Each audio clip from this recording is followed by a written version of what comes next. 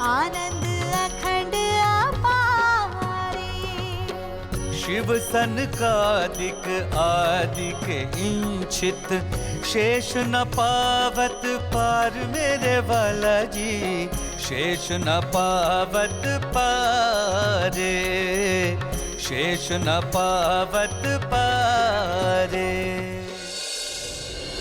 जिनके चरणों में अनंत ज्ञान, प्रेम, आनंद और शांति का सागर लहरा रहा है, जिनकी कृपा के सागर की एक बूंद से ही समस्त ब्रह्मांड को अखंड मुक्ति का उपहार मिला है, जिनके हृदय से प्रवाहित होने वाली तारतम वाणी की अमृत धारा समस्त विश्व को अपने आंचल में समेट लेने वाली है, जिनको अपने हृदय मंदिर में बसा लेने पर एकरूपता का मधुर एहसास होता है, उस प्राणेश्वर, प्राण प्रियतम, प्राण वल्लभ, प्राण जीवन, प्राणनाथ के चरणों में हमारा सर्वस्व समर्पण है। हमारी अंतरात्मा की यही पुकार है, बस तू ही तू है, तू ही तू है, तू ही तू है। हे महात्मन, हम रामानुजाचार्य के अलौकिक पंथ को मानने वाले हैं। हमारी पद्धति लक्ष्मी जी से चली है। हम सामवेद को मानते हैं। हमारा क्षेत्र पद्मनाभ है। सुख विलास का स्थान मेलकोटा है। हमारी इष्ट लक्ष्मी जी हैं।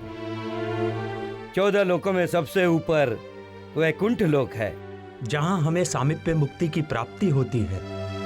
कावेरी नदी को हम अपना तीर्थ मानते हैं। कमला हमारी देवी है, नारायण हमारे देवता हैं और विष्णु हमारे आचार्य हैं। आचार्यवर, आपने अपनी पद्धति में जो कुछ भी बताया है वो इस क्षर जगत के अंतर्गत ही आता है,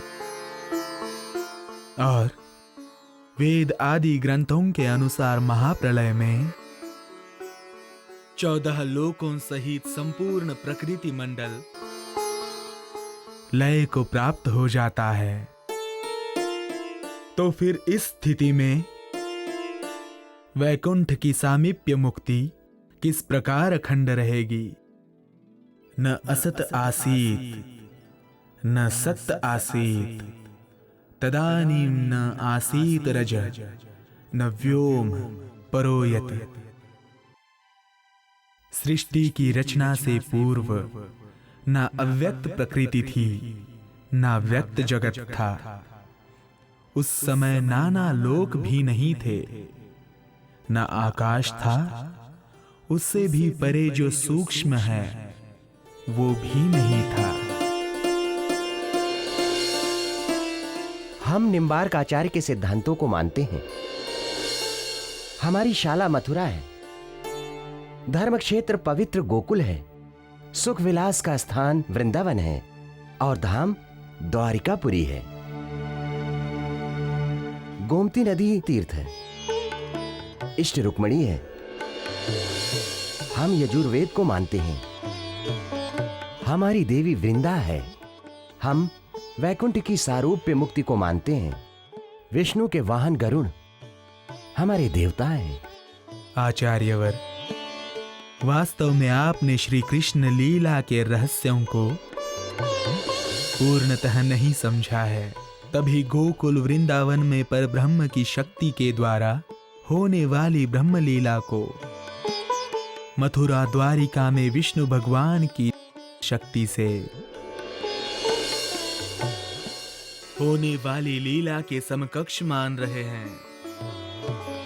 वो ब्रज एवं रास लीला इस क्षर जगत से परे बेहद मंडल में आज भी अखंड है।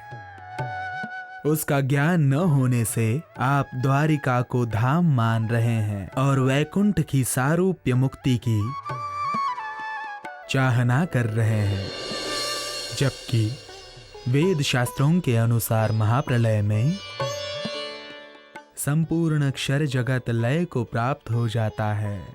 वृंदावनाश्रया लीला साक्षरात् परतः परा, गुह्याद गुह्यत रागम्या नित्याक्षर हृदि स्थिता। नित्य वृंदावन के अंदर जो गुह्य लीला हुई वो अक्षर से भी परे अक्षरातीत पर ब्रह्म की लीला थी।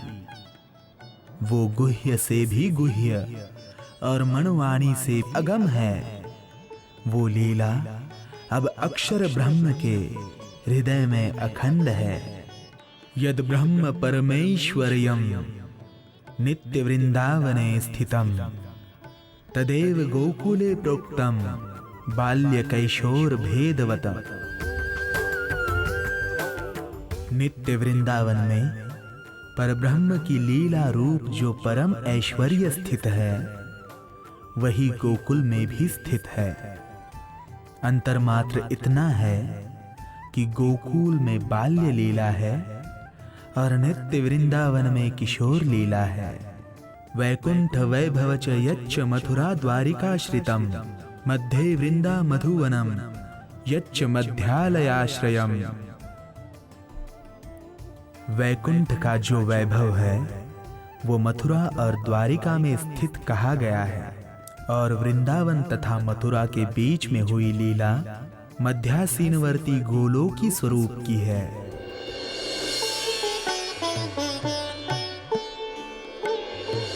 हे महात्मन, अब हमारे विष्णु श्याम संप्रदाय की पद्धति को ध्यान से सुनिए। विष्णु कांची हमारी शाला है, श्वेत गंगा चक्र हमारा तीर्थ है, वैकुंठ हमारा धाम है, लक्ष्मी जी हमारी इष्ट है, जगन्नाथ भगवान की हम उपासना करते हैं और अथर्व वेद को मानते हैं, जल बिंब ऋषि हमारे देवता हैं। इस संप्रदाय के पालन करने से हमें वैकुंठ में सायुज्य मुक्ति प्राप्त होती है। आदरणीय आचार्य जी, आपने अपनी पद्धति में धाम, उपास्य, मुक्ति आदि जो भी वर्णन किया है वो सब 14 लोकों के अंतर्गत ही आता है। वेद एवं पुराणों के अनुसार महाप्रलय में मोह तत्व पर्यंत 14 लोक आदि नारायण आदि संपूर्ण अक्षर जगत का लय हो जाता है। इस प्रकार विनश्वर देवों की उपासना से मुक्ति की प्राप्ति किस प्रकार संभव हो सकती है? संख्या चेद्र सामस्ति न विश्वानां कदाचन ब्रह्मा विष्णु शिवादिनां तथा संख्या न विद्यते। हवा में स्थित धूलि कणों की संख्या नहीं गिनी जा सकती है। यदि वो गिन भी ली जाए तो भी उत्पन्न और लय होने वाले ब्रह्मांडों की संख्या नहीं गिनी जा सकती। उसी प्रकार असंख्य ब्रह्मांडों के असंख्य ब्रह्मा विष्णु महेश की भी गिनती संभव नहीं है।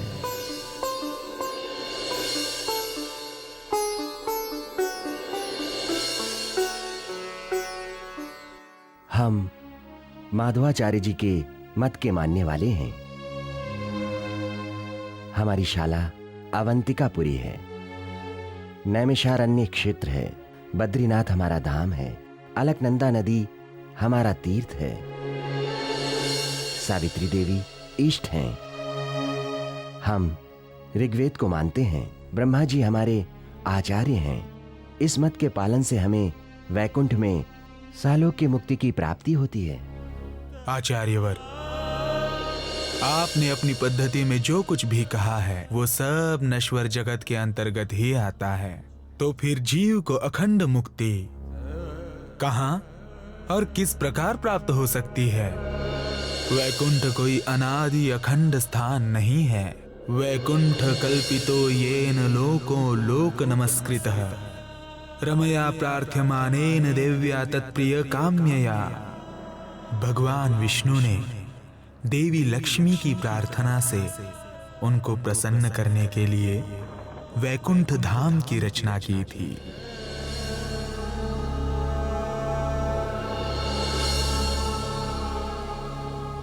हमारा मत परमहंसों का मत है। हमारे मत के अनुसार गृह त्याग कर संन्यास धारण करना ही मुक्ति का एकमात्र साधन है। हमारे 4 मठ हैं, जिनमें एक एक वेद और 12 महावाक्यों के प्रचार का नियम है, जिनमें से 4 मुख्य हैं। अहम ब्रह्मास्मि, अर्थात मैं ब्रह्म हूं। अयम आत्मा ब्रह्म, अर्थात ये आत्मा ब्रह्म है। तत्त्वमसि, अर्थात तुम भी वही हो। प्रज्ञानम ब्रह्म, अर्थात ब्रह्म प्रकृष्ट ज्ञान स्वरूप है। जब तक साधक अपने हृदय में सर्वम खल्वम इदम ब्रह्म का भाव धारण नहीं कर लेता, तब तक वो जीवन मुक्त दशा को प्राप्त नहीं कर पाता है। इस मत का पालन करने से नारायण भगवान की प्राप्ति होती है, जो संपूर्ण जगत में व्यापक है। स्वलीला द्वैत सच्चिदानंद पर ब्रह्म के स्वरूप, धाम और लीला का बोध हुए बिना अखंड मोक्ष की प्राप्ति संभव नहीं है। शास्त्रों के अनुसार नारायण क्षर पुरुष के स्वरूप हैं। महाप्रलय में पाताल से लेकर मोह तत्व तक संपूर्ण क्षर जगत लय को प्राप्त हो जाता है। पर ब्रह्म का शुद्ध अविनाशी एक रस त्रिगुणातीत स्वरूप इस क्षर जगत से परे दिव्य ब्रह्मपुर धाम में है। इस जगत के अंदर ब्रह्म की सत्ता मात्र है।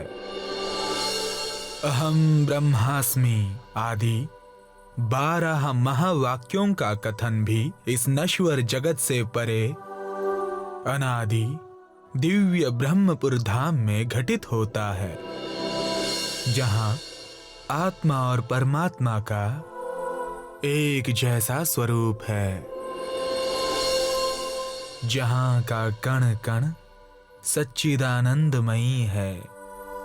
जगत को और स्वयं को ब्रह्म रूप मानकर निश्चिंत हो जाना अज्ञानता है।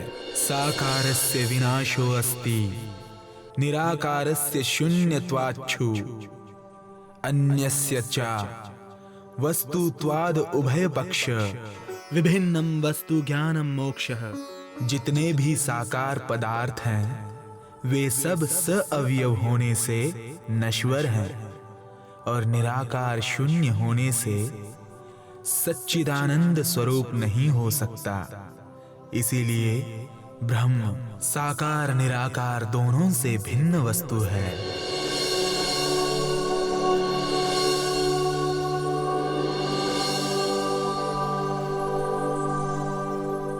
न्याय दर्शन के अनुसार हम ये मानते हैं कि माया, जीव तथा ईश्वर तीनों ही एक दूसरे से भिन्न और अनादि हैं।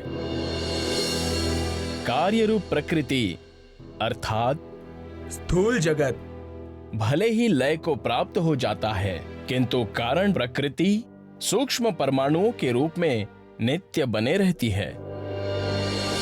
ब्रह्म भी इसी जगत में सर्वव्यापक है। इस जगत में दुख की 21 सीढ़ियां हैं, जिन्हें पार कर लेने पर जीव को अखंड सुख की प्राप्ति होती है।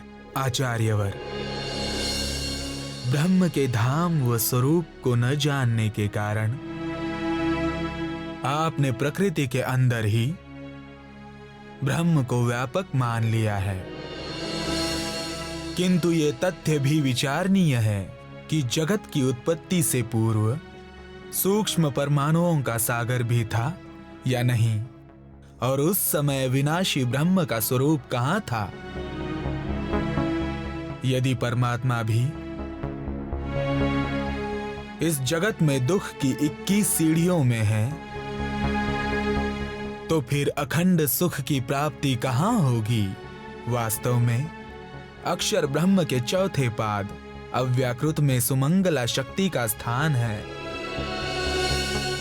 जो संकल्प मात्र से सूक्ष्म परमाणुओं के महासागर कारण प्रकृति को पैदा करती है। सृष्टि से पूर्व व्यक्त जगत, अव्यक्त कारण प्रकृति तथा परमाणु भी नहीं थे। उस समय केवल एक अविनाशी ब्रह्म और उसके चारों पाद अखंड रहते हैं। वेदाहमेतन पुरुषम महांतम आदित्यवर्ण तमसः परस्तात् तमेव विदित्वाति मृत्युमेति नान्यः पंथ विद्यते यनाय। प्रकृति के अंधकार से परे अनंत सूर्यों के समान प्रकाशमान उस सर्वोपरि परब्रह्म को मैं जानता हूं, जिसे जाने बिना मृत्यु के बंधन से छूटने का अन्य कोई भी मार्ग नहीं है।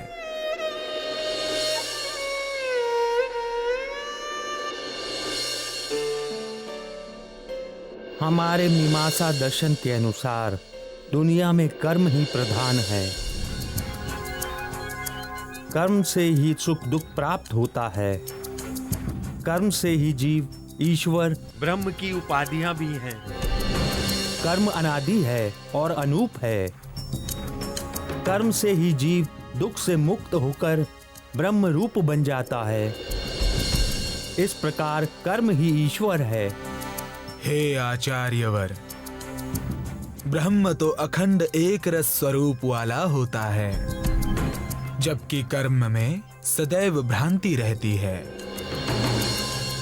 उसमें स्थिरता नहीं होती है, वो बनते व मिटते रहता है। जीव के अहंकार और मन का जब इंद्रियों से संयोग होता है तब कर्म की उत्पत्ति होती है। जब ब्रह्म के अखंड स्वरूप तक मन बुद्धि अहंकार की ही पहुंच नहीं है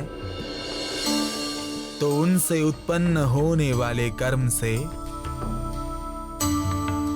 उस ब्रह्म को कैसे प्राप्त किया जा सकता है। वेदों में कहा गया है कि उस ब्रह्म को जाने बिना मृत्यु के बंधन से छूटने का अन्य कोई भी मार्ग नहीं है। ब्रह्म ज्ञान की प्राप्ति होने पर तो पूर्व संचित कर्म भी नष्ट हो जाते हैं।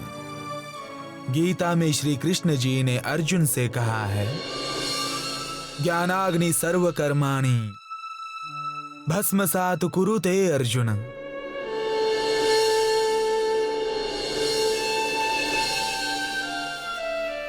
हमारे सांख्य मत के अनुसार इस सृष्टि के मूल कारण पुरुष और प्रकृति है, जो सबसे परे हैं। दोनों ही नित्य व अनादि हैं। उनके मिलने से ही यह सृष्टि बनती है और अलग होने से लय हो जाती है। आचार्यवर, कृपया स्पष्ट करें कि पुरुष का स्वरूप क्या है। यदि आप पुरुष का स्वरूप निराकार कहते हैं तो जब महाप्रलय के पश्चात प्रकृति का भी रूप नहीं रहेगा, उस समय ये दोनों कहां व किस प्रकार मिलेंगे। वास्तव में अक्षर ब्रह्म के हृदय में असंख्य ब्रह्मांडों को देखने की जो इच्छा शक्ति है उसे मूल प्रकृति कहते हैं। ये मूल प्रकृति ही सूक्ष्म परमाणुओं के महासागर कारण प्रकृति को पैदा करती है, जिससे संपूर्ण त्रिगुणात्मक जगत की रचना होती है। बृहति परि मात्राया मातुर मात्राधि निर्मिता माया यज्ञे मायया मायाया मातली परी।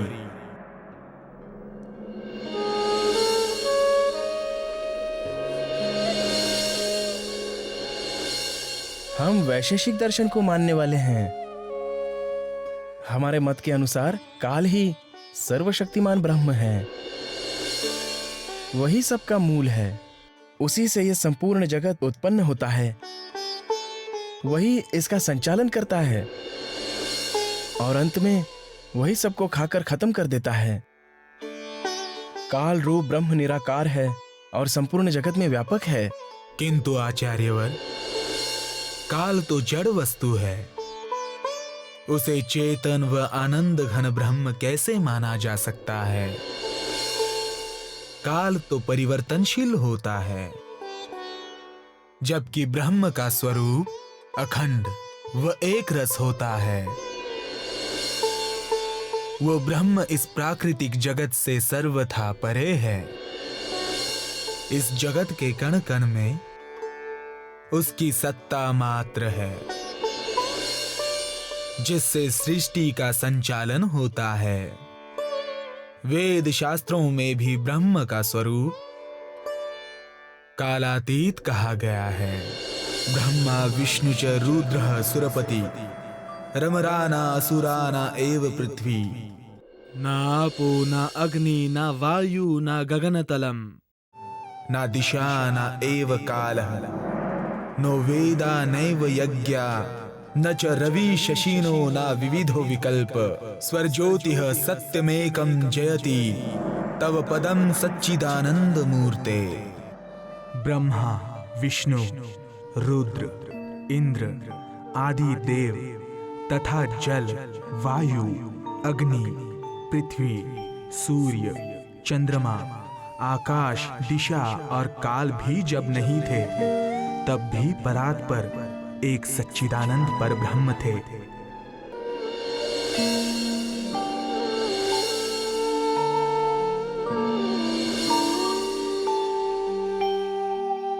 हमारे पातंजल मत के अनुसार ब्रह्म सर्वव्यापक है और वो सभी प्राणियों के अंदर भी है। हठ योग की क्रियाओं से शरीर का शोधन करके योग के 8 अंगों का पालन करने से इस शरीर में ही ब्रह्म का दर्शन हो जाता है। ब्रह्म ज्योति स्वरूप है और जगत का कारण रूप है। ब्रह्म में ही ये संपूर्ण जगत बनता है और उसी में ही सूर्य में किरणों की भांति स्थित होता है। किंतु आचार्य जी, ब्रह्म तो सत्य चित्त एवं आनंद का स्वरूप है, जबकि ये जगत असत जड़ और दुख का रूप है। यदि ब्रह्म इस जगत में व्यापक है, तो इस जगत में ब्रह्म के लक्षण क्यों नहीं है? सूर्य और उनकी किरणों में अंतर नहीं होता है,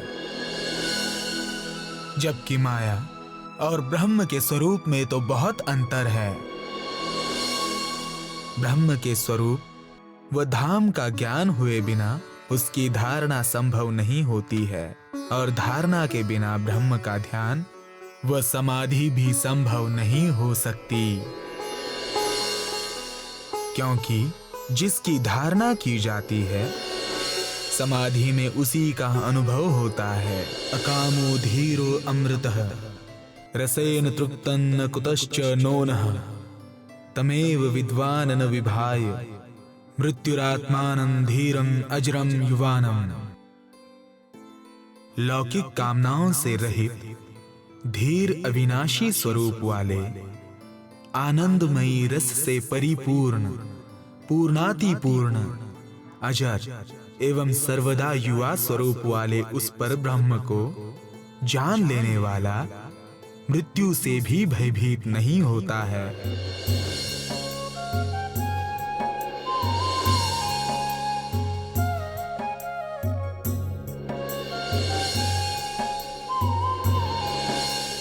हम वेदांत दर्शन के मानने वाले हैं और हमारे मतानुसार ब्रह्म के समान माया भी अनादि है, किंतु वो सदा ब्रह्म के अंदर ही रहती है। संपूर्ण जगत में सूक्ष्मतम अणु से लेकर हाथी तक में एक ही ब्रह्म का वास है। जिस प्रकार सीप में चांदी की भ्रांति होती है, वैसे ही अज्ञान के कारण ब्रह्म में मायामयी जगत दृष्टिगोचर हो रहा है। नहीं तो ये संपूर्ण जगत ब्रह्म रूप ही है। अपने स्वरूप का ज्ञान होने पर जीव भी ब्रह्म रूप हो जाता है। आचार्यवर, जब ब्रह्म के अतिरिक्त कुछ है ही नहीं, तो उस अद्वैत ब्रह्म में माया का अस्तित्व किस प्रकार संभव हुआ? यदि सब कुछ ब्रह्म ही है, तो सृष्टि में अज्ञान होना ही नहीं चाहिए, क्योंकि ब्रह्म तो प्रकृष्ट ज्ञान स्वरूप होता है। ऐसी स्थिति में वेद शास्त्रों की आवश्यकता ही नहीं होनी चाहिए थी। साथ ही संपूर्ण जगत में प्रेम एवं आनंद दृष्टिगोचर होना चाहिए था। सीप में चांदी की भ्रांति एक तीसरे व्यक्ति को ही होती है, किंतु आपकी मान्यता के अनुसार ब्रह्म के सिवा कोई दूसरा है ही नहीं, तो यह भ्रांति किसको होती है?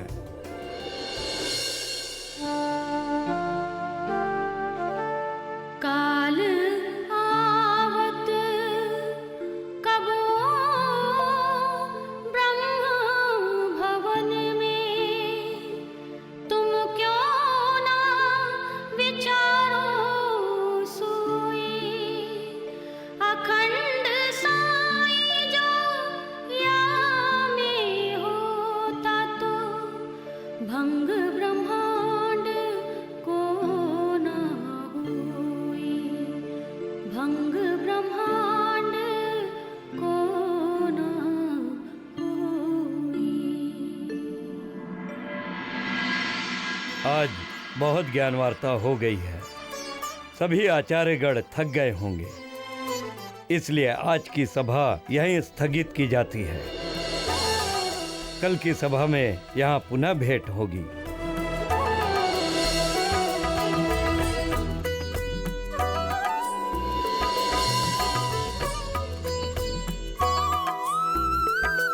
प्रणाम।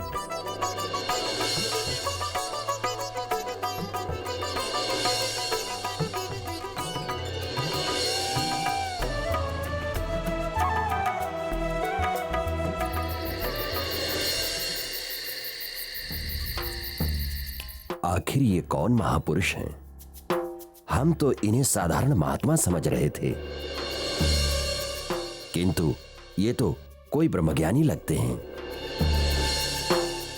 आप ठीक कह रहे हैं, हमें कल ही इनका विस्तृत परिचय प्राप्त करना होगा।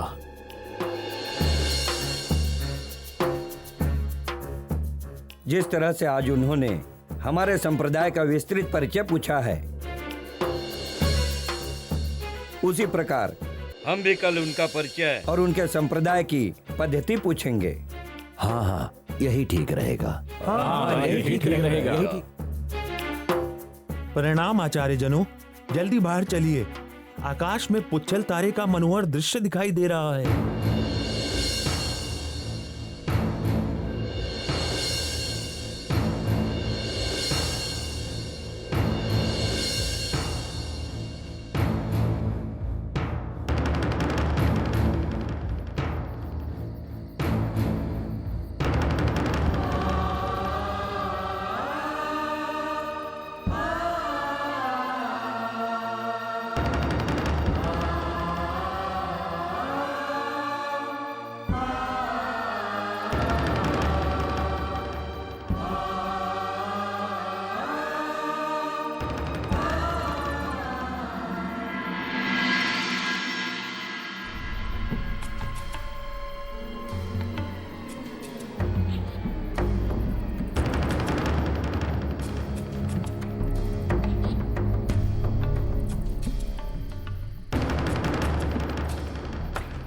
प्राणनाथ जी, इस समय पुच्छल तारा निकलने का क्या आशय हो सकता है?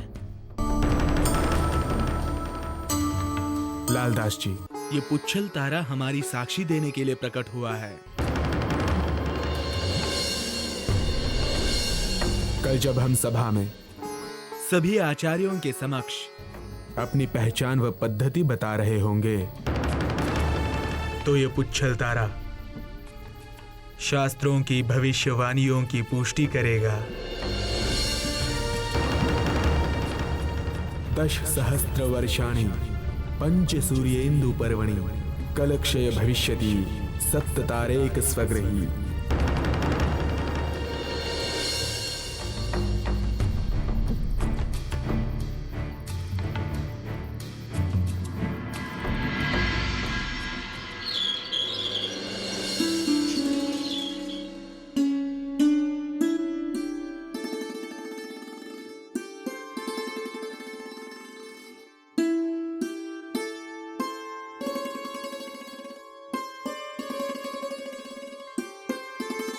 हे महात्मन,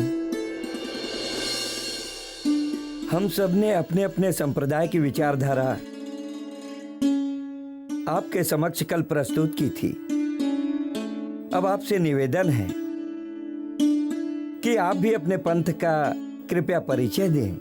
इसे जानने के लिए आपको हरिवंश पुराण के भविष्य पर्व का अवलोकन करना होगा। अभाविनो भविष्यन्ति मूनयो ब्रह्मरूपिणः उत्पन्नाय कलौ युगे प्रधान पुरुषाश्रयः, अर्थात वे ब्रह्म रूप मुनि 28वें कलयुग में इस जगत में प्रकट होंगे, जो पहले कभी भी इस जगत में नहीं अवतरित हुए हैं।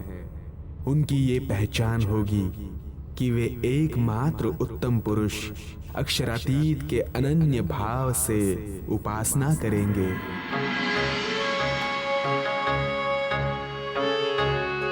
मान्यवर, हमें आपके पंथ के विषय में विस्तृत रूप से जानने की जिज्ञासा हो रही है। कृपया आप हमें अपनी पद्धति विस्तृत रूप से बताने का कष्ट करें। ठीक है। मैं आप सबके प्रत्येक प्रश्न का उत्तर देने के लिए तैयार हूं। आप सबके मन में जो भी जिज्ञासाएं हैं, आप सब एक एक करके पूछते जाइए। आपके मत में सद्गुरु किसे मानते हैं? आनंदमयी स्वरूप वाले पर ब्रह्म को हम अपना सद्गुरु मानते हैं, क्योंकि उन्हीं की कृपा से हमें ये ज्ञान प्राप्त हुआ है। आप सब कौन सा सूत्र धारण करते हैं? हम अक्षर ब्रह्म रूपी सूत्र को धारण करते हैं।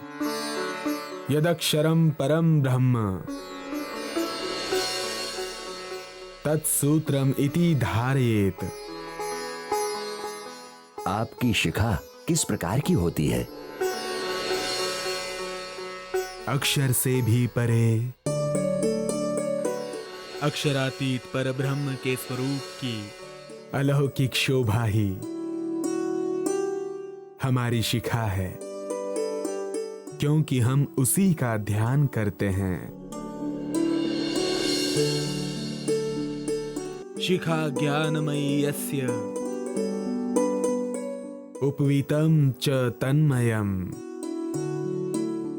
आप किसकी उपासना करते हैं? हम क्षर अक्षर से परे एकमात्र उत्तम पुरुष अक्षरातीत को उपास्य मानते हैं। उत्तम पुरुषः त्वन्यः परमात्मा इति उदाहरतः। आपका गोत्र क्या है? चिदधन व आनंद स्वरूप पर ब्रह्म ही हमारा गोत्र है, क्योंकि सभी आत्माएं उन्हीं की अंग रूपा हैं। आपकी इष्ट कौन है? पर ब्रह्म की आह्लादिनी शक्ति श्री श्यामा जी हमारी इष्ट हैं, जो किशोर स्वरूप वाली हैं। गुणातीतम तु तद्धाम सुंदरम सर्व दुर्लभम युगलम क्रीडते तत्र नित्य धामनी सुखास्पदे।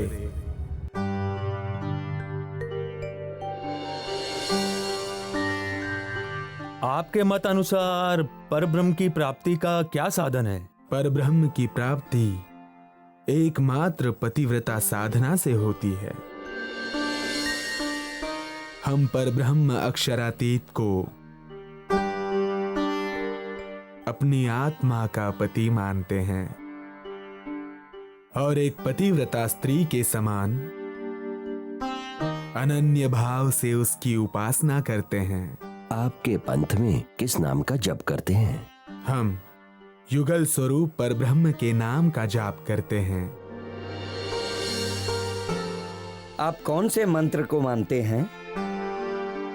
हम तारतम ज्ञान रूपी मंत्र को मानते हैं। आपकी देवी कौन है? अज्ञान दूर करके भवसागर से पार करने वाली ब्रह्म विद्या ही हमारी देवी है।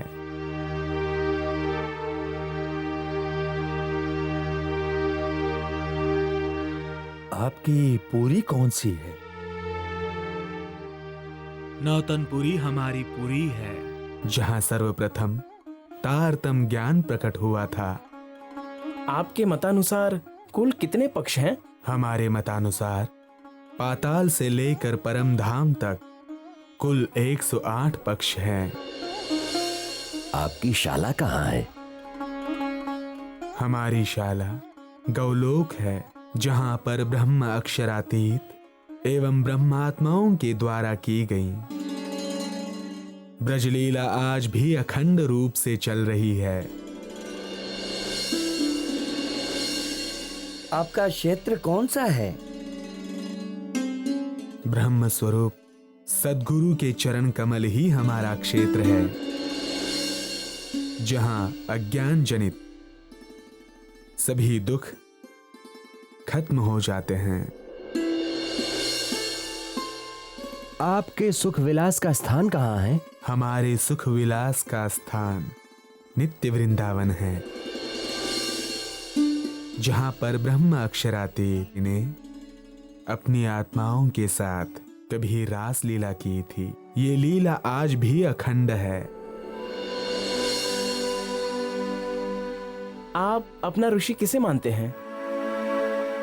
हम आदि नारायण जी को अपना ऋषि मानते हैं, क्योंकि उनके माध्यम से सभी धर्म ग्रंथों में परब्रह्म से संबंधित साक्षियां लिखवाई गई हैं।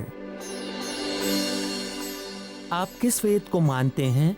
हम स्वसंवेद अर्थात तारतम वाणी को मानते हैं, जिसमें चारों वेदों के गुह्य रहस्यों के स्पष्टीकरण के साथ साथ परब्रह्म के स्वरूप, धाम व लीला का भी विस्तृत वर्णन है।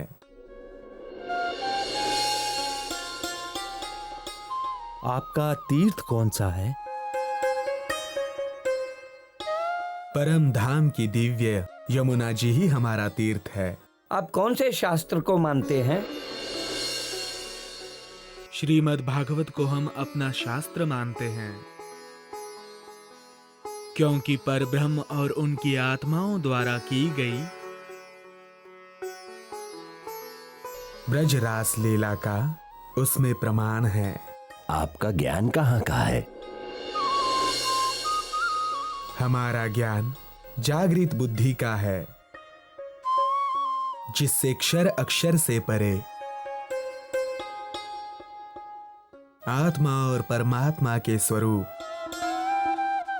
धाम व लीला का ज्ञान होता है।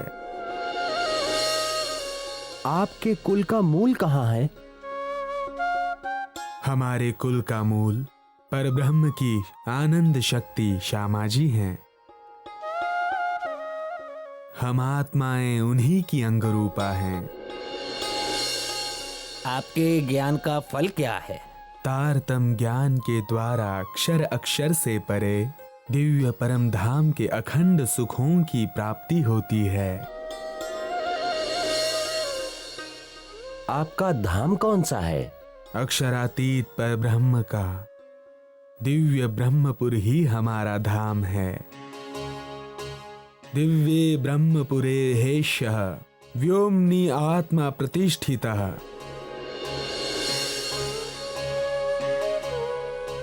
आपका निज घर कहाँ है? अक्षरातीत पर ब्रह्म का धाम ही हम आत्माओं का निज घर है।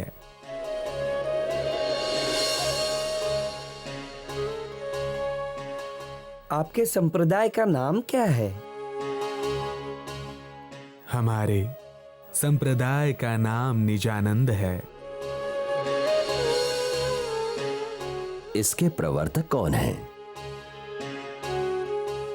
निजानंद स्वामी श्री देवचंद्र जी इसके प्रवर्तक हैं, जिनके तन में विराजमान होकर परब्रह्म की शक्ति ने ये ज्ञान प्रकट किया है।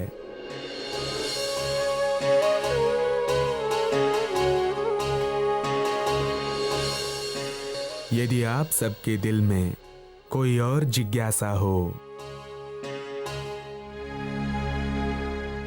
तो आप सब निसंकोच होकर पूछ सकते हैं।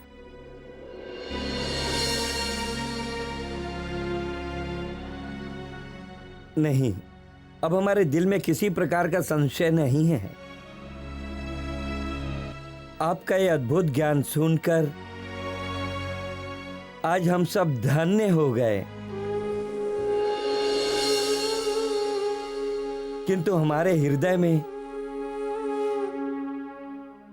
आपके स्वरूप के विषय में तीव्र जिज्ञासा हो रही है। कृपया अपने स्वरूप का यथार्थ परिचय देकर हमें कृतार्थ करें।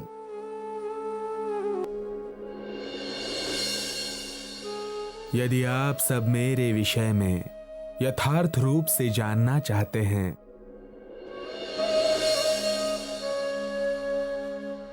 तो आप सबको पुराण संहिता, भविष्य दीपिका, श्रीमद् भागवत, बुद्ध गीता, बुद्ध स्तोत्र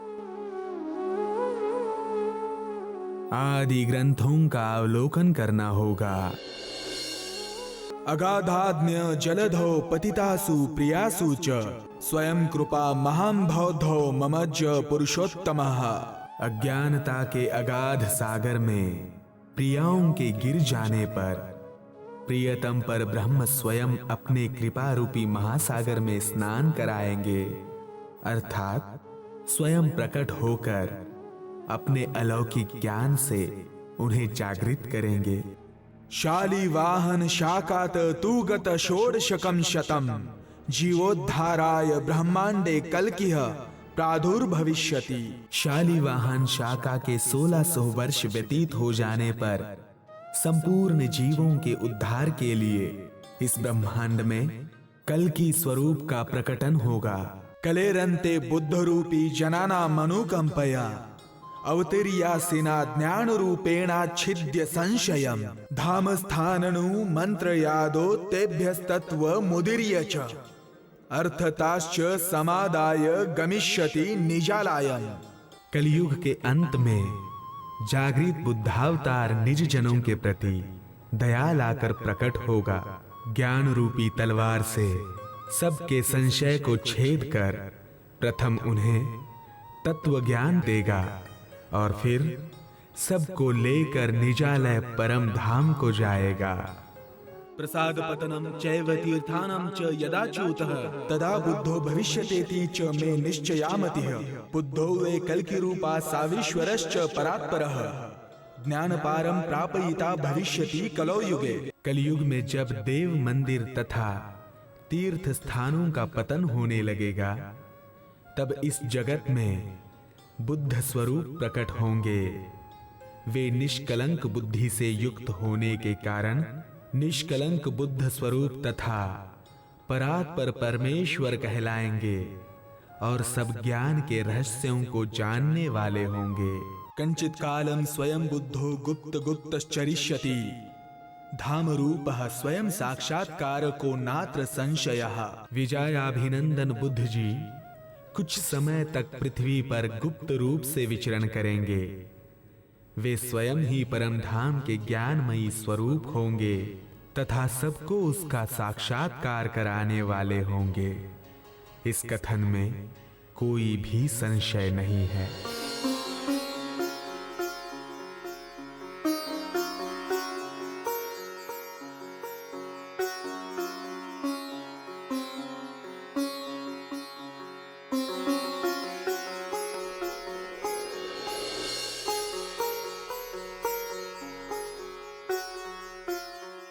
हे निष्कलंक बुद्ध स्वरूप, तेजोमयी ज्ञान के स्वरूप, ब्रह्म स्वरूप, सबकी आत्मा के स्वामी, हमें क्षमा करें। हम आपके स्वरूप को नहीं पहचान सके।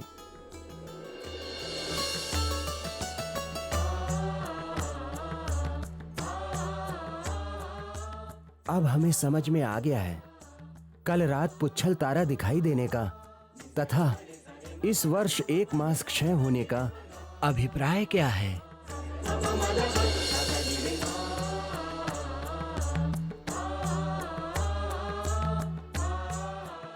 ये दोनों घटनाएं बुद्ध निष्कलंक कल की स्वरूप के प्रकट होने की महत्वपूर्ण निशानियों में से हैं। आज आपके दर्शन कर हम स्वयं को कृतार्थ महसूस कर रहे हैं।